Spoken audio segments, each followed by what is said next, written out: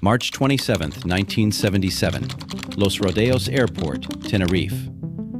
Inside a Boeing 747 belonging to Pan American World Airways, the pilots are trying to find their way through a wall of low cloud. They are not flying, they are taxiing. And somewhere ahead of them, hidden by the fog, is another Boeing 747, a KLM aircraft. The KLM jet has reached the opposite end of the same runway. It turns around, lines itself up, and waits. At this moment, two of the largest passenger aircraft in the world are facing each other on a single runway. Neither crew can see the other. The control tower cannot see either aircraft. There is no ground radar showing exactly where they are. Everything now depends on radio communication. The Pan Am aircraft has been instructed to leave the runway, but it has not left yet. The KLM crew is waiting for its departure instructions. Then, inside the KLM cockpit, the engines begin to increase power. The brakes are released. The aircraft starts moving. But there is a problem.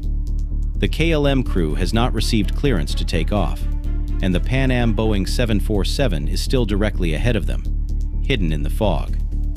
For several seconds, almost nobody fully understands what is happening. The controller believes KLM aircraft is waiting. The Pan Am crew knows it is still on the runway, and the KLM aircraft is accelerating toward them. More than 500 people are now separated from disaster by nothing more than distance and seconds. Then the Pan Am pilots see something through the fog. Lights. An aircraft, coming directly toward them. The captain pushes the throttles forward and desperately tries to move his enormous Boeing 747 off the runway. Inside the KLM cockpit, the Pan Am aircraft suddenly appears ahead. The KLM captain pulls back. The nose rises. The aircraft attempts to lift over the Pan Am jet. It almost does. Almost. At 5:06 and 47 seconds in the afternoon, the two Boeing 747s collide.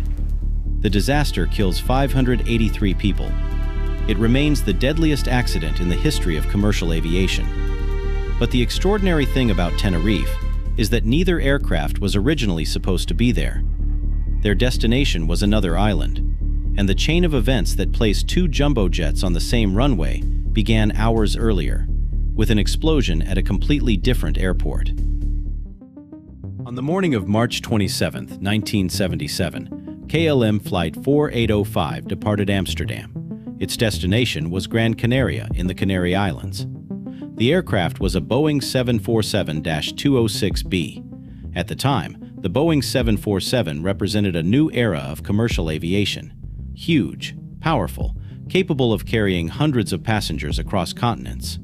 And on the same day, another 747 was approaching the Canary Islands, Pan American Flight 1736. The journey had begun much farther away. The aircraft had departed Los Angeles the previous day, crossed the United States to New York, changed crews, and continued across the Atlantic toward the Canary Islands. The passengers on both aircraft were expecting something completely ordinary. Land at Gran Canaria, leave the aircraft, continue their holidays. Nothing connected the two flights. Different airlines, different countries, different routes, different passengers. They simply happened to share the same destination. But before either aircraft could land there, something happened inside the passenger terminal at Gran Canaria Airport. A bomb exploded. Authorities were also warned about the possibility of another explosive device. The terminal was evacuated, and the airport was temporarily closed. Aircraft already flying toward Gran Canaria now needed somewhere else to go. One of the closest alternatives was Los Rodeos Airport, on the neighboring island of Tenerife. KLM 4805 was diverted there. Pan Am 1736 was diverted there, and so were several other aircraft. A situation that would normally have been completely manageable suddenly became complicated. Los Rodeos was not expecting this traffic.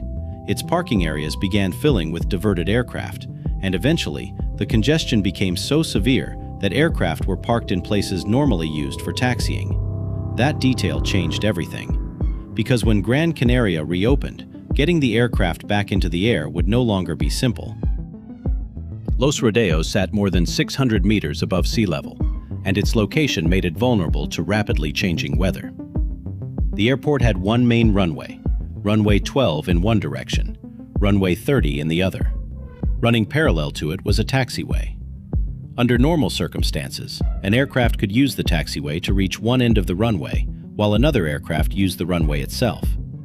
But March 27th was not normal. The diversion from Gran Canaria had filled the apron. Aircraft were parked along areas that restricted use of the parallel taxiway. Now, to reach the departure point, large aircraft would have to use the runway itself as a taxi route. This is known as backtracking. An aircraft enters the runway, travels along it, turns around at the end, and prepares for departure. It is perfectly possible, but it means something important. The runway is no longer simply a place where aircraft take off and land. It is also temporarily a road. And on this afternoon, multiple aircraft would need to use that same road. The KLM and Pan Am 747s were parked close together. When Gran Canaria finally reopened, the Pan Am crew wanted to leave. Their destination was only a short flight away, but they could not. The KLM 747 was blocking their path. Members of the Pan Am crew even assessed whether there was enough space to squeeze past it. There wasn't. They had to wait for KLM. Then another decision added more time.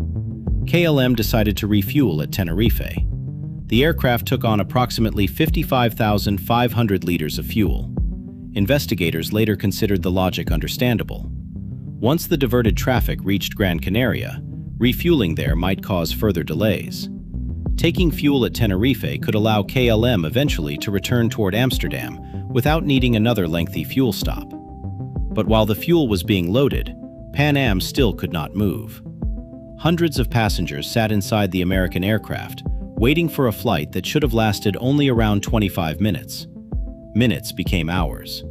And another clock was becoming important inside the KLM cockpit: crew duty time.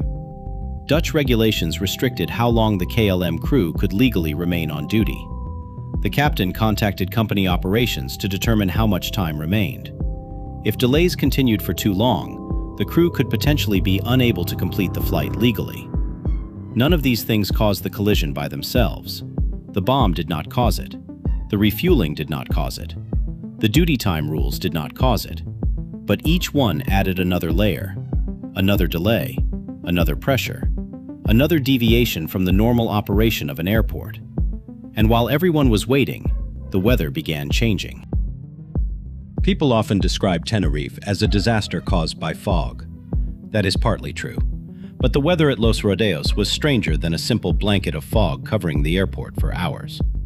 Low clouds could move across the airfield quickly.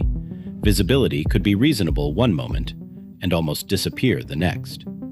The official investigation described dramatic fluctuations. At one point, crews could see kilometers ahead. Minutes later, visibility on the runway could fall to only a few hundred meters, and then improve again. This matters because the Boeing 747 is enormous. Its length is roughly comparable to a large building lying on its side. Yet in the conditions developing at Tenerife, one 747 could disappear completely from the view of another. Even the control tower could lose sight of aircraft moving on the runway. And there was another problem. The runway centerline lights were out of service. The pilots still had painted centerline markings and other visual references, but the deteriorating conditions made navigation around the airport increasingly difficult. By approximately 5 o'clock in the afternoon, KLM was finally ready to move. The tower instructed the aircraft to taxi down the runway. The KLM Boeing entered runway 12 and continued toward the opposite end, where it would turn around and face runway 30 for departure. Several minutes later, Pan Am was instructed to follow. Think about the geometry. The KLM 747 is moving away from Pan Am along the runway. Pan Am then enters that exact same runway behind it. The plan is straightforward. KLM will travel to the end, turn around. Pan Am will leave the runway using a taxiway. Then, KLM will be free to depart. No collision is possible, as long as everyone knows exactly where everyone else is. But the clouds descend. Soon, Pan Am cannot see KLM, KLM cannot see Pan Am, and the controller in the tower cannot visually confirm where either aircraft is. 3 groups of people, 3 locations, 1 radio frequency, and 1 runway. The controller tells Pan Am to leave the runway at the third intersection on the left. It sounds like a simple instruction. It isn't. Inside the Pan Am cockpit, the crew is trying to identify taxiways through deteriorating visibility using an airport diagram. They begin counting. 1, 2. Where exactly is 3? The crew asks the tower to confirm. The controller repeats it. The third. 1, 2, 3. Third. But the geometry is awkward. The exits are not all identical. Some require relatively sharp turns for an aircraft as enormous as a 747. And in the fog, recognizing them is difficult. The Pan Am pilots identify one exit, then another. They continue slowly down the runway. But the aircraft passes the third intersection. The crew appears to be heading toward the next one. The Spanish investigators later identified this as a contributing factor, though importantly, they did not consider it central in the same way as the KLM takeoff. Because Pan Am never told the tower that the runway was clear. Quite the opposite. The Pan Am crew repeatedly communicated that they were still on it. At the opposite end of the runway, KLM has now reached its position. The captain performs a 180-degree turn. The aircraft now points down runway 30, directly toward Pan Am. Except neither crew can see the other. There is something deeply unsettling about this moment. Both aircraft are intact. Every engine works. There is no mechanical emergency. No fire. No structural failure. Nothing has broken. There are still numerous ways for everyone to survive. If KLM waits, nothing happens. If the location of Pan Am is confirmed, nothing happens. If the takeoff clearance is clarified, nothing happens. The disaster does not yet exist. It will be created by what happens over the radio in the next minute. Inside the KLM cockpit, the aircraft is now positioned for departure. Captain Veldhuizen van Zanten is highly experienced. The official investigation would later specifically note his technical ability and professional experience. But experience does not make a human immune to pressure. The day has been full of complications. The diversion, the congestion, the delay, the refueling, the changing weather, the duty time question. And now another concern is becoming more immediate. Visibility is deteriorating. If it becomes too poor, the KLM aircraft may no longer be able to depart. The crew has finally reached the end of the runway. They are pointed in the correct direction. They want to go. But the first officer notices something important. They still do not have their ATC route clearance. He tells the captain to wait. The captain acknowledges this. The first officer calls the tower. KLM 4805 is ready for takeoff and waiting for its ATC clearance. This phrase contains something that is easy for a non-pilot to misunderstand. An ATC clearance is not necessarily a takeoff clearance. The controller now gives KLM instructions describing what it should do after departure. Fly toward a beacon, climb to a specified flight level, turn after takeoff, follow a heading. These are route instructions. They tell KLM where to go once airborne, but the controller still has not actually cleared the aircraft to take off. The first officer reads the instructions back and finishes with an unusual phrase indicating that they are now at takeoff. The problem is that the meaning is ambiguous. Does it mean, we are now at the takeoff position, or we are now taking off? The controller apparently interprets it as the first, but inside the KLM aircraft, the brakes have already been released. The 747 begins moving. The engines accelerate. KLM Flight 4805 has started its takeoff roll, without a takeoff clearance. The controller responds, first with the word, "Okay," then, moments later, with the message that matters. "Stand by for takeoff." He will call them. In other words, do not take off yet. But at almost exactly the same time, another radio begins transmitting. Pan Am. The American crew has heard the exchange. And because they are still physically sitting on the runway, they need to make something very clear. They transmit that they are still taxiing down the runway. Two radio transmissions overlap. The result in the KLM cockpit is interference. a shrill sound. For several seconds, the warning is obscured, the tower's instruction, and Pan Am's position report. Two messages which, if perfectly understood, could stop the KLM aircraft. Instead, KLM continues accelerating. But then comes another opportunity. The tower calls Pan Am and tells them to report when the runway is clear. Pan Am replies that they will do so. This transmission is audible inside the KLM cockpit. Think about what that implies. If Pan Am will report when it is clear, then Pan Am is not yet clear. The KLM flight engineer notices. He questions it. Is the Pan Am aircraft not clear? The captain does not initially understand the question. The flight engineer asks again, "Is Pan Am not clear of the runway?" The captain answers emphatically that it is, and the takeoff continues. The Spanish investigation later examined the cockpit hierarchy. Captain Veldhausen von Zanten was highly respected. Investigators considered the possibility that his prestige made it more difficult for the other crew members to challenge him more forcefully. Today, this moment is frequently examined through the concept of crew resource management, the idea that safety depends not only on the captain's technical ability, but also on open communication inside the cockpit, and on junior crew members being able to challenge decisions when something appears wrong. The flight engineer had identified the central question: where is Pan Am? But the aircraft continued. Impact was now only seconds away. Let's reconstruct what is happening. KLM releases its brakes shortly after 5:06 p.m. From that moment to collision, only around 36 seconds will pass. The Boeing 747 begins accelerating. 4 engines push the aircraft forward. Its speed increases. Inside KLM, the crew is concentrating on takeoff.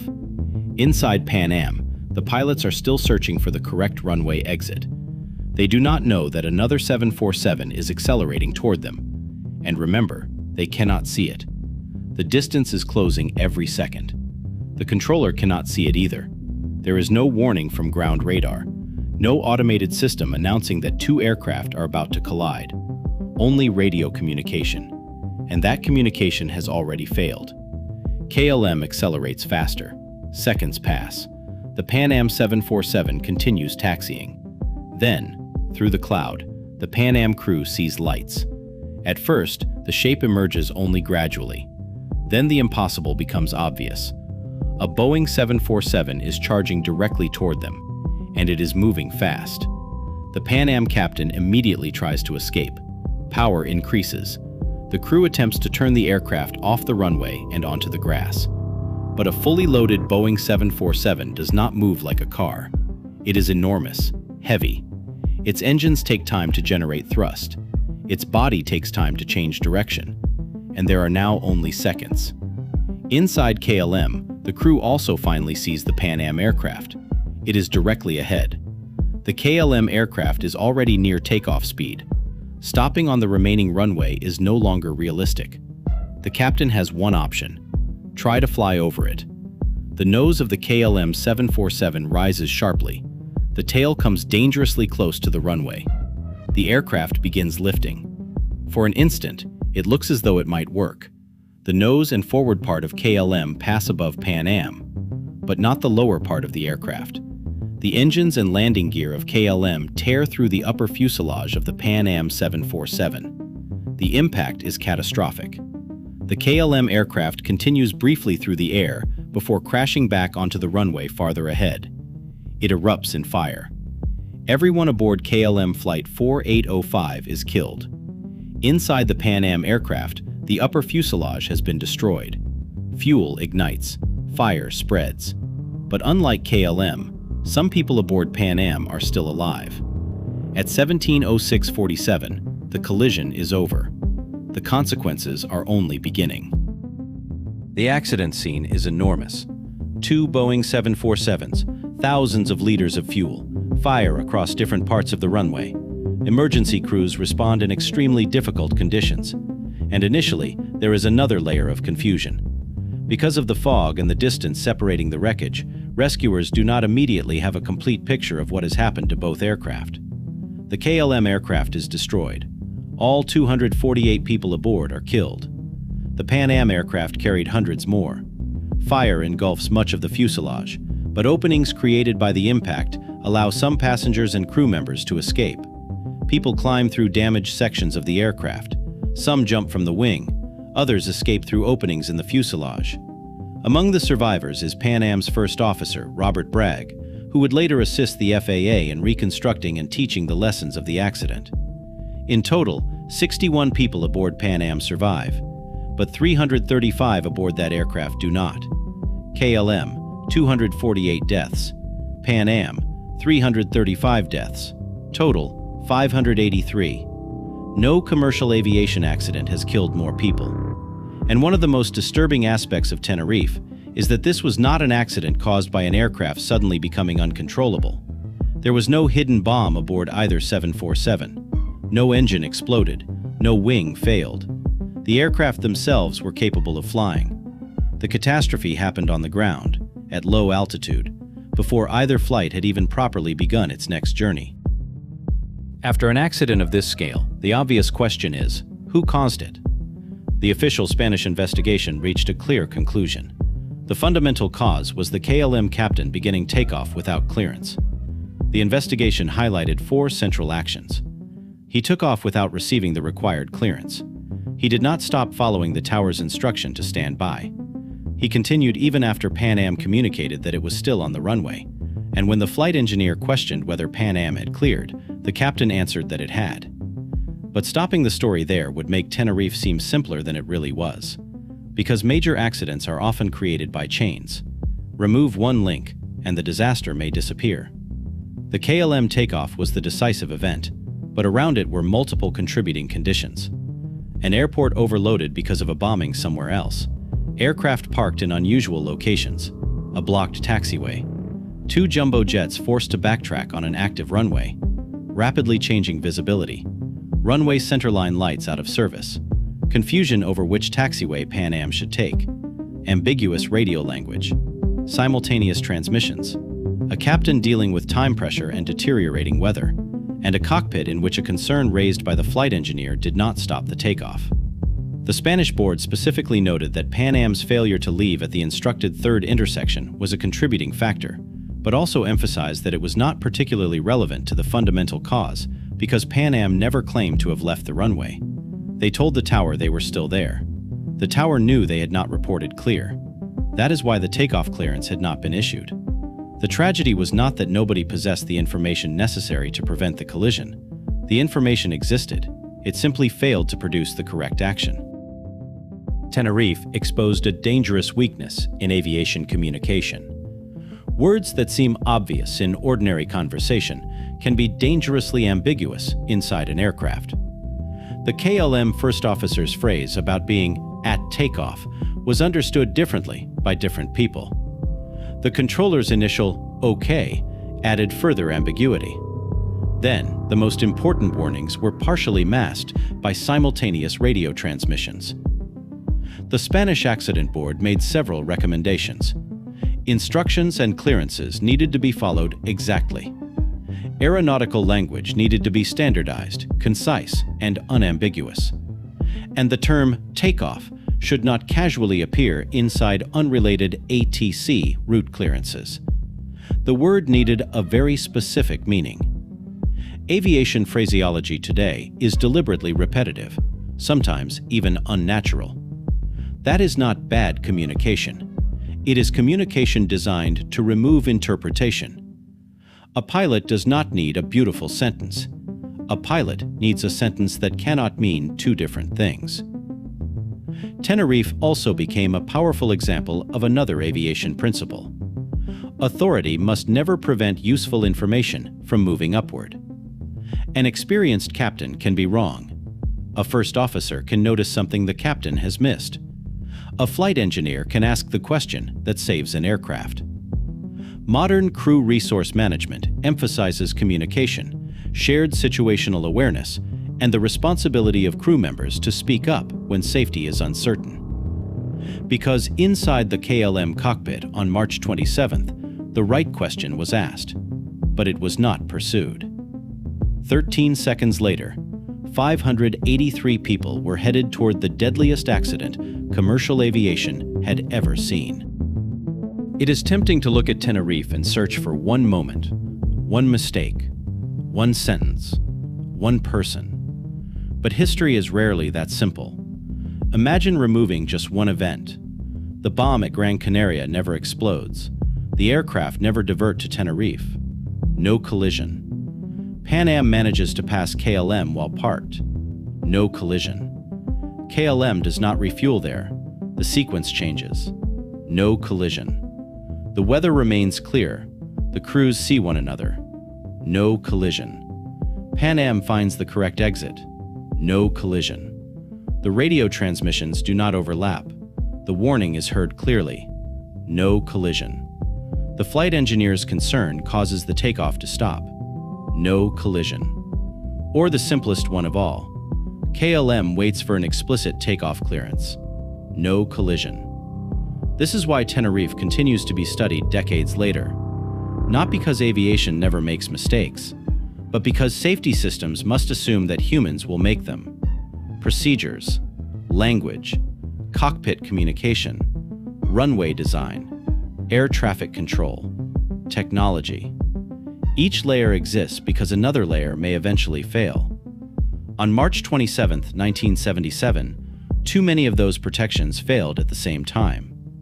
Two Boeing 747s that had never been scheduled to land at Tenerife ended up facing each other on the same runway. The tower could not see them. The pilots could not see each other. One aircraft was still taxiing. The other began to take off. And by the time they finally appeared through the fog, there was almost no runway left and almost no time. 583 people died. 61 survived. And aviation would never look at a simple phrase like, "ready for takeoff," in quite the same way again. This was Tenerife. One runway, two Boeing 747s, and a chain of events that turned a diversion into the deadliest accident in commercial aviation history.